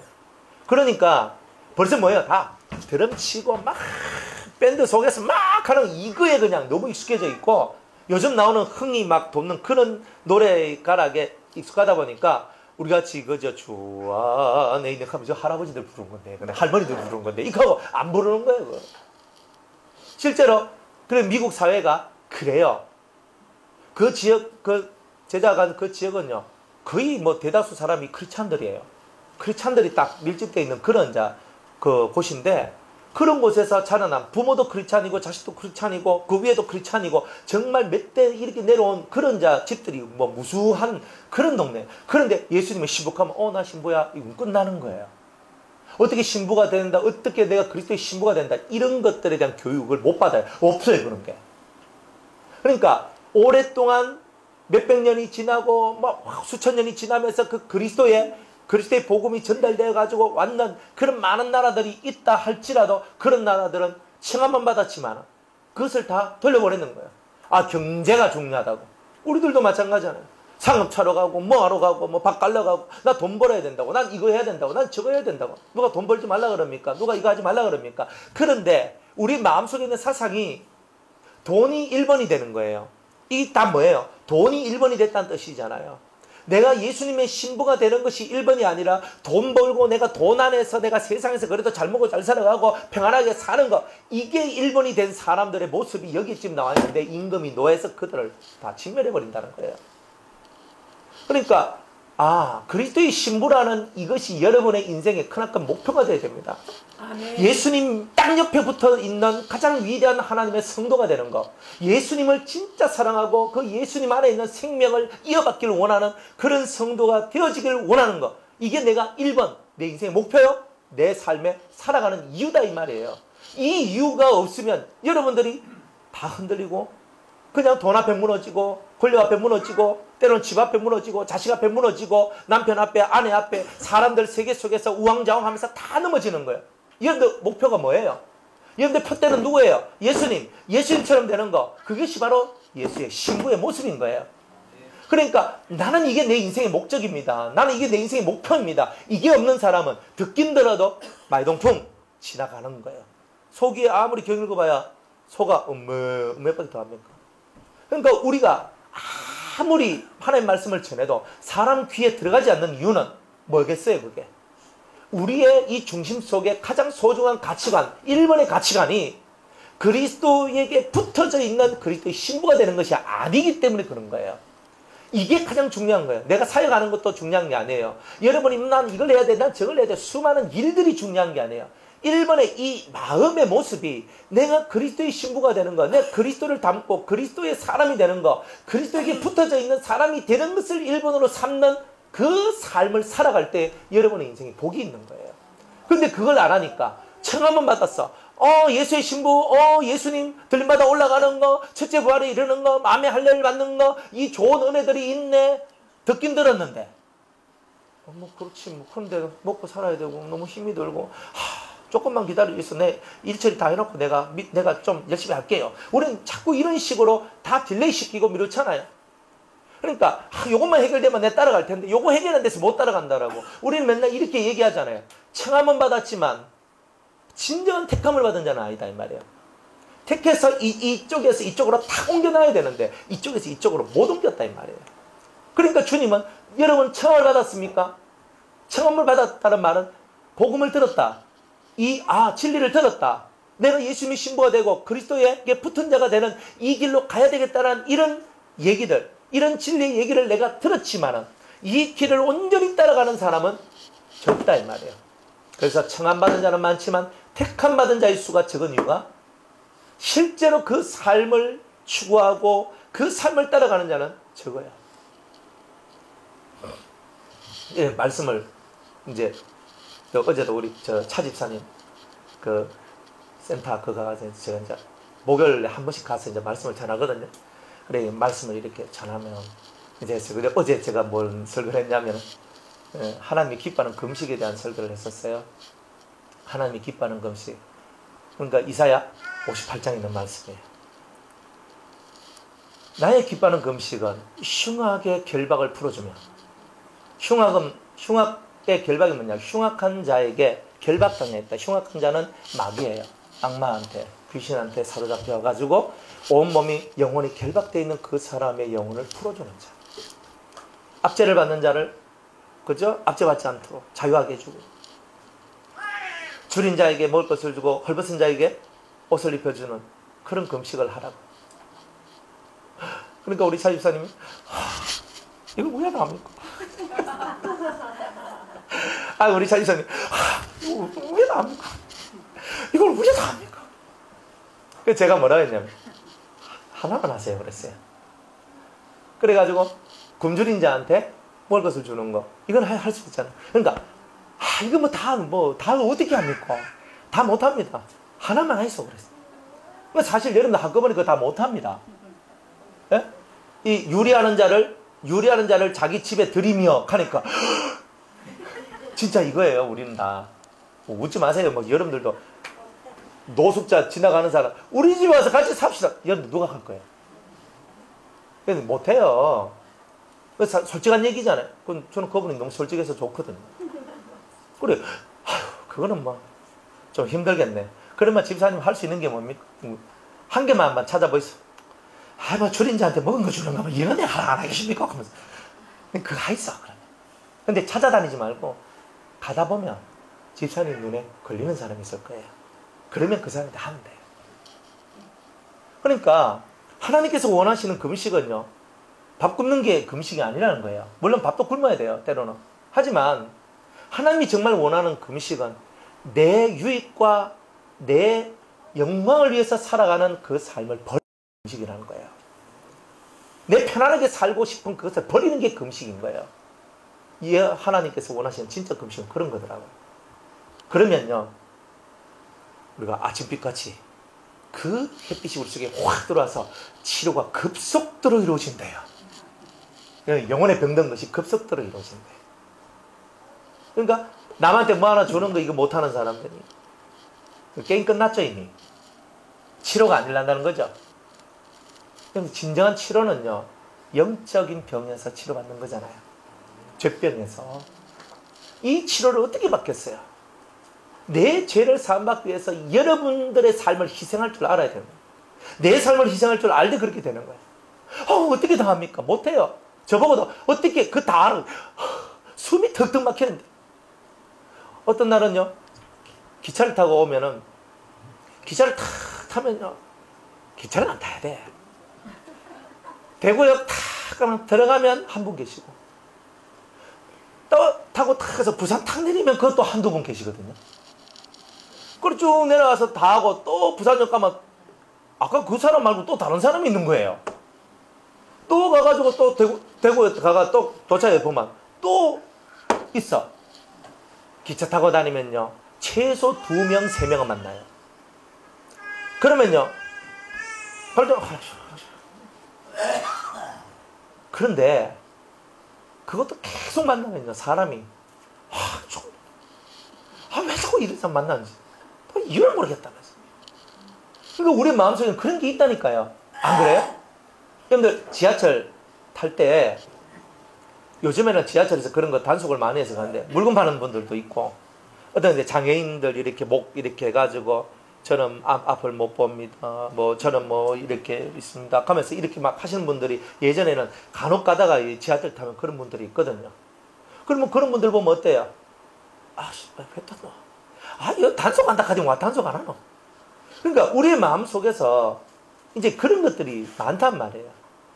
그러니까 우리 이 마음 속에서 나를 희생하고 내 것을 비워내는 이 훈련들이 바로 하나님을 기쁘시게 하는 것이라는 거예요. 그러니까 내가 이 돈이 없으면 당장 나도 힘든 거 있다는 거 알아요. 알지만은, 그러나 이 가난한 자들, 이 고아와 과부와 객들, 이런 자들은 하나님께서 말씀하시기를 내 자식이라고 말한 자들이었거든.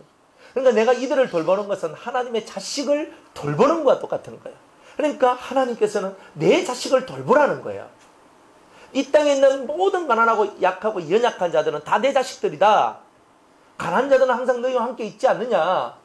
너희들은 그 가난한 자들을 돌보아 주는 것이 곧 나를 위하는 삶이다. 그 하나님을 위한 삶이다. 이렇게 하나님께서 말씀을 하시는 거죠. 그래서 하나님 앞에 우리가 택함을 받는다는 것은 바로 그런 것이다. 그게 바로 하나님의 아들의 자리에 우리가 올라서는 거죠. 혼인잔치에 내가 들어갔다는 말은 그 아들과 동일한 자리에 앉는다는 것을 얘기하잖아요. 그렇지 않나요? 우리가 그 아들 되신 예수님과 동일한 상위에서 밥을 먹고 잔치상을 받아먹는다는 거잖아요. 그러니까 이게 얼마나 우리 같은 죄인들에게, 우리 같은 악한 이들에게 얼마나 크나큰 소망이 되는 이야기냐 이 말이에요. 그래서 이에 종들에게 이르되 혼인잔치는 예비되었으나 청한 사람들은 합당치 아니하니 사거리 길에 가서 사람을 만나는 대로 혼인잔치에 청하여 오너라 한데, 종들이 길에 나가 악한 자나 선한 자나 만난 대로 모두 데려오니 혼인자리에 손이 가득한지라. 임금이 손을 보러 들어올세 거기서 예복을 입지 아니한 한 사람을 보고 가로되 친구여 어찌하여 예복을 입지 않고 여기 들어왔느냐 하니 저가 유구무원이언을 임금이 사원들에게 말하되 그 수족을 결박하여 바깥 어두움에 내어 던지라. 거기서 슬피 울며 이를 갈미 있으리라 하니라. 그럼 주님은 이렇게 길거리에 나가가지고 막 다 데리고 와 하거든요. 근데 다 데리고 와 하는데 그냥 막 끌고 오는 게 아니고 이 청함을 그들한테 부어주는 거예요. 초청장을 그들에게 주잖아요. 우리 임금님의 아들의 혼인잔치가 있는데 오세요. 원래 다 준비되어 있는 사람들은 하나도 안 받았거든요. 오세요 하니까 몇 시에 합니까? 5시에 합니다. 그래요, 알겠습니다. 집에 가서 혼인잔치에 입어야 될 예복을 가지고 그 예복을 입고 그 왕궁으로 들어와야 되는 거예요. 그냥 막바로 끌고 들어가면 이 말이 안 맞는 거예요. 초청장 받고 그래 가서 예복을 입고 와야 되는데 다른 사람들은 다 예복을 입고 왔는데 이 한 사람만 예복을 입지 않았어요. 친구요, 왜 너는 예복을 입지 않고 왔느냐? 너는 왜 이 예복을 입지 않고 왔느냐? 다른 사람 다 입고 왔는데 너는 왜 입고 입지 않느냐? 그러니까 아무나 들어오라 한 것처럼 보이지만 여기는 까다로운 것이 하나가 있는데, 조건이 있는데, 그게 뭐냐? 모든 사람이 다 뭘 입어야 된다? 예복을 입어야 된다는 거예요. 혼인잔치에 들어오려면 혼인잔치에 입어야 될 예복을 입고 들어와야 된다는 거예요. 그 예복을 성경은 2단어로 표현을 해요. 첫 번째는 요한계시록 3장 5절에 보면 이렇게 얘기하죠. 한번 찾아볼게요. 예복에 대해서.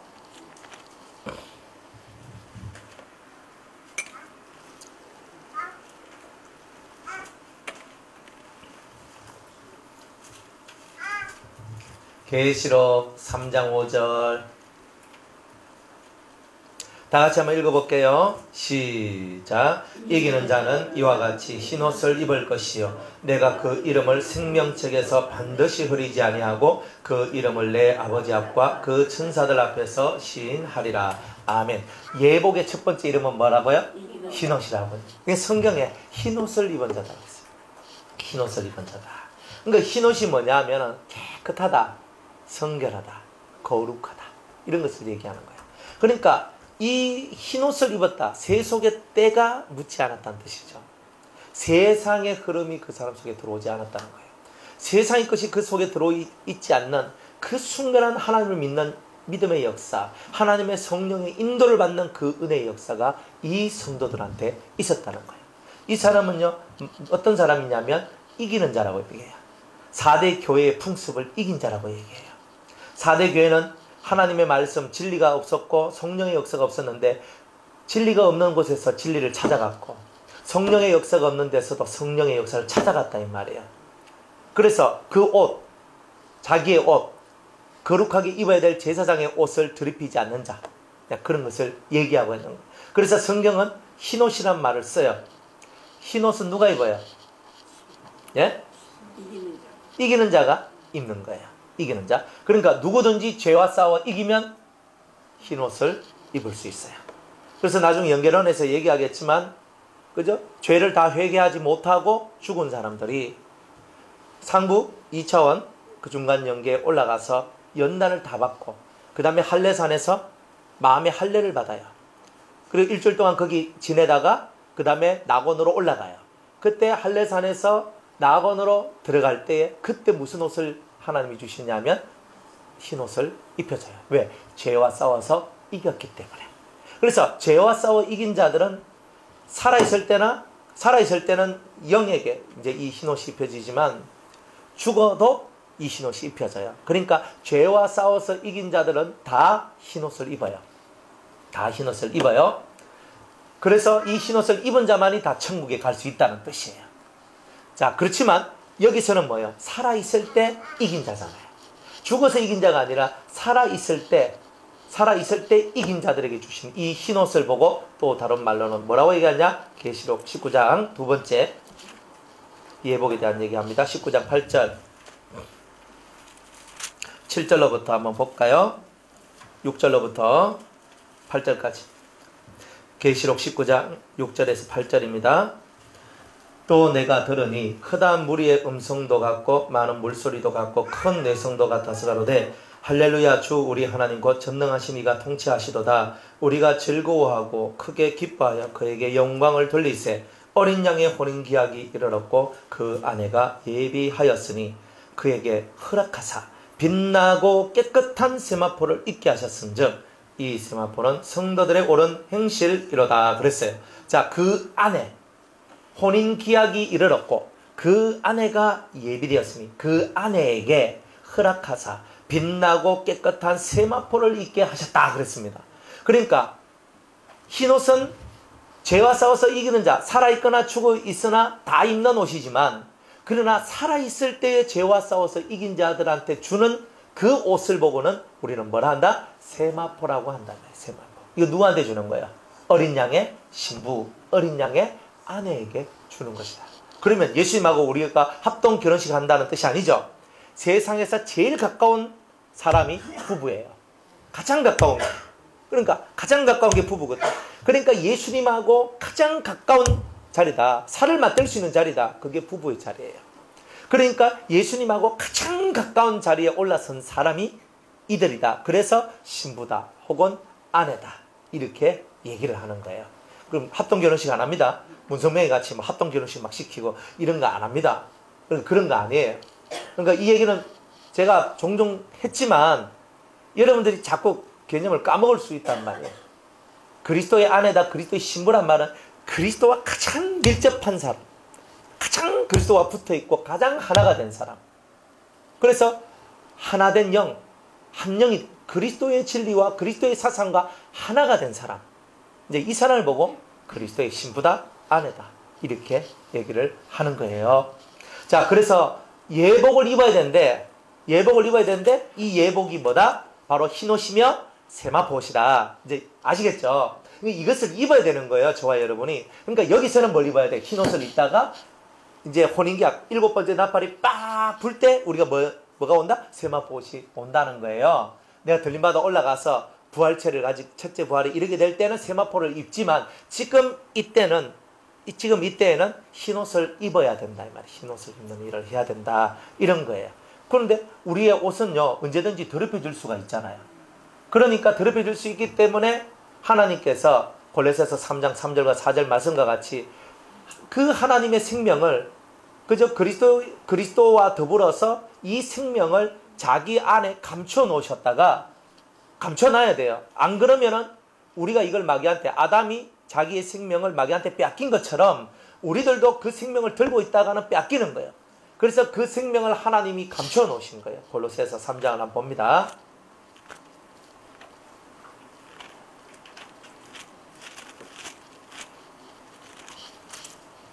3장 3절 4절 1절로부터 4절까지 한번 읽어보겠습니다. 골로새서 3장 1절에서 4절. 그러므로 너희가 그리스도와 함께 다시 살리심을 받았으면, 이제 우리는 살리심을 받았죠. 그리스도의 아내, 그리스도의 혼인잔치에 동참하기 위하여 준비하는 자들이죠. 살리심을 받았으면 위의 것을 찾아라. 우린 늘 위의 것을 찾아야 된다. 근데 거기는 그리스도께서 하나님 우편에 앉아 계시나니라. 위의 것을 생각하고 땅의 것을 생각지 말라. 왜냐하면 이는 너희가 죽었고 너희 생명이 그리스도와 함께 하나님 안에 감추었습니다. 자, 무슨 말이냐면 왜 우리가 위의 것을 생각하고 땅의 것을 생각하지 말며 살아야 되냐면, 우리가 이미 마음의 할례를 받고 또한 우리가 이미 하나님의 일곱 성령의 역사 속에 들어왔고 우리가 그리스도의 생명이 우리 속에 들어와서 이렇게 역사를 하지만 진짜 이것이 내 안에 다 존재해버리면 마귀가 와서 이것을 빼앗아 버리니까, 마귀가 와서 빼앗지 않도록 하기 위해서 너희들은 위의 것을 생각하고 위의 것을 찾는 일을 아주 잘해야 된다는 거예요. 빼앗기지 않기 위해서. 그런데 우리가 이것을 진짜 뺏겨버리면 어떻게 돼요? 다시는 구원을 받을 수가 없거든요. 그러니까 하나님께서는 우리에게 줄 영원한 생명을 자기가 잠시 감춰놓고 있는 거예요. 감춰놓고 있는 거예요. 영원한 생명을 주면 지금 그죠? 우리 김 권사님이 영원한 생명을 받아버렸어요. 그럼 이제 안 죽어요. 안 죽는다고요. 그럼 안 죽는 이때에 마귀가 권사님한테 죄를 짓게 만들어버려요. 그러면 죄도 권사님과 더불어 영생을 해버려요. 그러니까 이 영원한 생명을 지금은 안 주는 거예요. 그래서 우리가 예수를 믿고 마음의 할례를 받던 예수의 신부가 되어도 지금은 죽도록 하는 거예요. 그리고 하나님이 우리가 갖고 있는 생명, 그 영원한 생명을 자기가 감추어 딱 자기가 들고 계시면서 나중에 예수 그리스도가 공중에 재림하실 때까지 자기를 잘 위의 것을 찾고 땅의 것을 생각하지 않고 땅의 것을 구하지 않고 살아왔던 그 사람들에게 이 생명을 그때서야 부어줘서 영원히 죽지 아니하는 생명을 가지고 살도록 만들어 주신다는 거예요. 무슨 말인지 이해가 가세요? 지금 여러분들한테 영원한 생명을 줘버리면 어떻게 돼요? 얘는 마귀가 와가지고 어쭈 저거 봐라, 저거 영원한 생명 들어있네, 저 속에 내가 죄를 집어넣고 죄가 영생하도록 만들어야지, 이렇게 돼버리는 거예요. 그러니까 지금은 영원한 생명을 여러분들한테 주지 않고 구원의 보증으로 뭘 주셨다? 성령을 주신 거예요. 우리가 성령을 받은 것은 내가 너한테 영원한 생명을 준다는 내가 증거품을 내가 너한테 준다. 이거를 붙들고 살아라. 이 성령의 역사를 붙들고 위의 것을 찾고 위의 것을 생각하면서 너희들이 계속 살다 보면 이제 7번째 나팔이 불고 그리스도가 너희 이름을 부를 때에 네가 호련히 이 몸이 변화되어서 신의 몸을 얻게 될 것인데, 그 신의 몸을 얻게 되는 바로 그 찰나 그 순간에 내가 가지고 있던 이 영원한 생명을 너에게 부어주마, 이렇게 약속을 하신 거예요. 그래서 우리 생명이신 그리스도께서 나타나실 그때에 너희도 그와 함께 영광 중에 나타나리라. 이제 이 얘기가 바로 그런 얘기인 거예요. 그러니까 여러분들 흰옷을 입어야 되겠죠. 흰옷을 입고 끝까지 가야 세마포옷을 입잖아요. 그러니까 이 예복을 준비하지 않으면 혼인잔치에 올 자격이 없다는 거예요. 아무나 불러서 막 끄집어 넣는 것이 아니라 예복을 준비한 자만이 그 혼인잔치에 들어올 수 있어요. 우리도 마찬가지예요. 혼인잔치 얘기는 다 들었어요. 그러나 예복을 준비한 자가 있고 준비하지 못한 자가 있을 뿐이에요. 그러니까 주님이 혼인잔치 이제 5시다. 5시에 혼인잔치 하자. 그러면 우리는 5시에 무조건 예복을 입고 그 안에 들어가야 되는 거예요. 자, 잔치에 예복을 입지 않고 들어갔는데 너는 왜 예복을 입지 않고 여기 왔느냐 하니까 저가 유구무원이다. 입은 있으나 할 말이 없더라 이 말이에요. 왜? 법이다 말이에요. 법이에요. 법이 뭐냐? 예복을 입고 혼인잔치에 오는 게 법인 거예요. 근데 이 법을 어긋나게 해서 내가 그 자리에 앉아 있었어. 내가 어쨌든 가서 나는 혼인잔치에 난 들어가서 앉을 거예요 하면서 열심히 가서 앉았지만 그 주인, 그 임금이 그걸 인정하냔 말이에요. 너는 이 자리에 앉아 있을 자격이 없다. 그래서 사원들에게 말하기를 수족을 결박하여. 아니 예복 안 입고 왔다고 수족을 결박해가. 수족이 뭐예요? 그러면 손발을 결박을 하면 어떻게 돼요?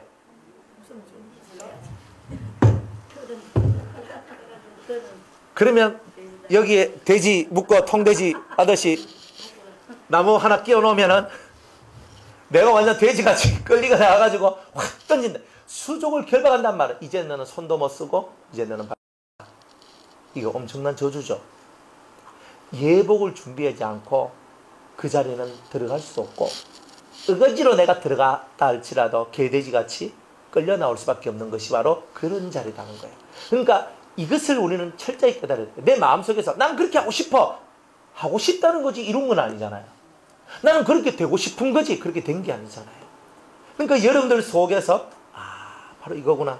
그래서 수족을 결박했어. 저는 수족을 결박했단 말이 끔찍한 거예요. 손발을 다 묶어가지고 이렇게 묶어가지고 나를 그냥 벅들어가지고 확 던지니까 내가 떼굴떼굴떼굴 굴러가지고 밑바닥을 툭 떨어지는 거거든요. 거기서 막 이러고 와 이러고 있는 거예요 진짜. 한번 생각해 보세요. 그래서 바깥 어두움에 내어던지라. 그러니까 혼인잔치가 시작되는 그때가 뭐예요? 시작되면 바깥은 어둠의 날이 된다는 거잖아요. 그게 7년 대환란이잖아요. 안 그래요? 그러니까 혼인잔치 때 밝을 때 그저 이게 해가 떨어지기 전에 혼인잔치에 잔치집으로 다 들어가야 되고 그리고 혼인잔치에 들어왔는데 딱 보고 너 왜 예복 안 입어서 쫓아낼 때 보니까 바깥 어두운 데라 그랬잖아요. 그러니까 이미 날은 저물었고 해는 저물었고 이제 어두워졌단 말이에요. 그러니까 예복을 입지 않은 사람은 다 7년 대환란 속에서 수족이 결박당한 듯 슬피 울면서 그 환란을 통과해 나가야 될 일이 있는 거예요. 그때는 마음대로 손도 못 쓰고 마음대로 다리도 못 씁니다. 마음대로 못 간다는 말이죠. 여러분들 지금 두 다리 열심히 와서 예배당 와서 예배 드리고 그때는 그런 거 못 한다는 거예요. 이 손 가지고 봉사하고 그저 내가 급식 봉사하고 나는 이런 봉사하고 전 청소 봉사하고 그런 것도 뭐 없어요. 그때는 다 수족이 다 결박돼요. 그것은 슬피 울며 이르갈미 있을 뿐이에요. 내가 그때 들림받아 올라갔어야 되는데 하면서 이 속에 아픔이 있는 거예요. 물론 조금 더 다른 말로 하면은 그런 예복을 준비하지 않는 사람에게는 이런 큰 고통과 괴로움과 지옥과 같은 고통이 찾아오게 될 것이다. 이제 이런 것을 얘기하지만 결국은 그 슬피 울며 이를 갈미 있으리라 그랬어. 내가 저 자리에 들어가야 되는데 예복을 준비 안 해서 못 들어갔구나 하는 이 슬픔의 마음이 있는 그때가 7년 대역 환란 때라는 거예요. 여러분들은 말씀을 다 드리기 때문에 들림받아 못 올라가면 뭐예요? 여러분이 그때부터 막 슬프잖아요.